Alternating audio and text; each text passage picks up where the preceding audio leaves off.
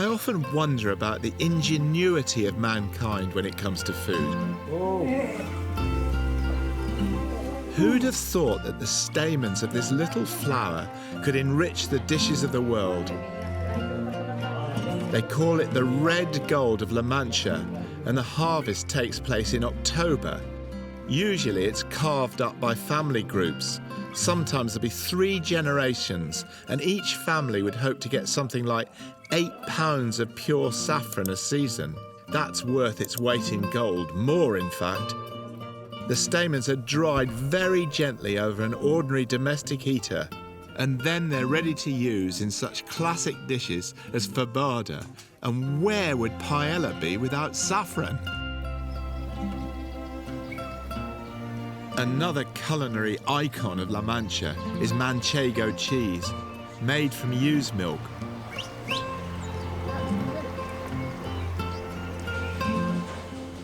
Traditionally, the cheese was eaten by the shepherds to sustain them. The thing about Manchego is that it's amazingly tasty and keeps for a long time. Anyone from La Mancha disdains elaborate accompaniments with their prized cheese. Only membrillo, a jelly made with quince.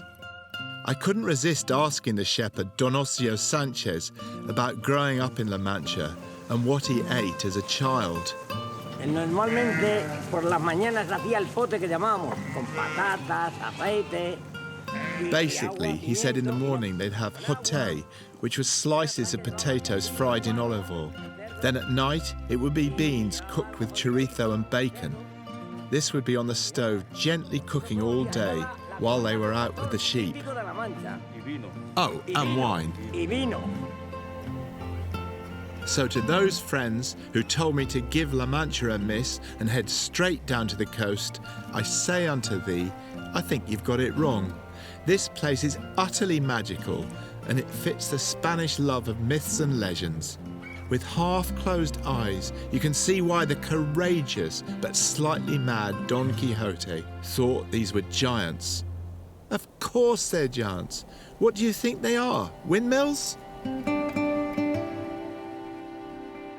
I can't think of a fictional character more important to a nation, so loved and cherished and understood by all, that at the very mention of his name over here, a knowing, almost loving smile appears on the face of whoever you may be talking to at the time. I like this. This is what first greets you when you come into the inn.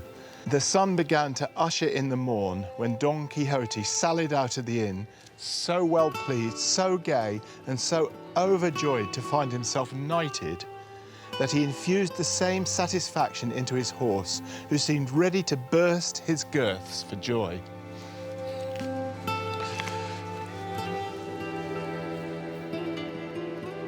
In the book, it was the landlord of this tavern who knighted Don Quixote while he was very, very drunk.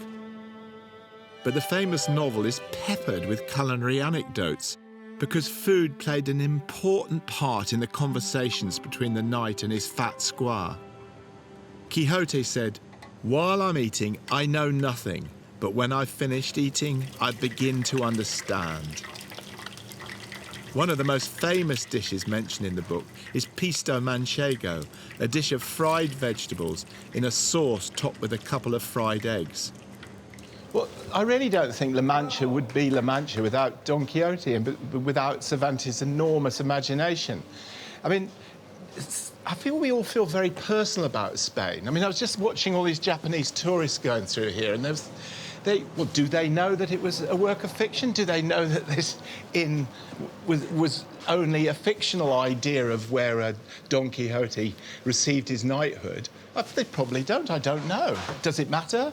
Because I think sort of Spain, to me, my Spain, is the same sort of place as Don Quixote's Spain. It's a sort of lost world of idealistic people, of innocence. I mean, Don Quixote himself was gentle, was idealistic, was altruistic, and he was lost. I mean, he was mad, and he was deluded.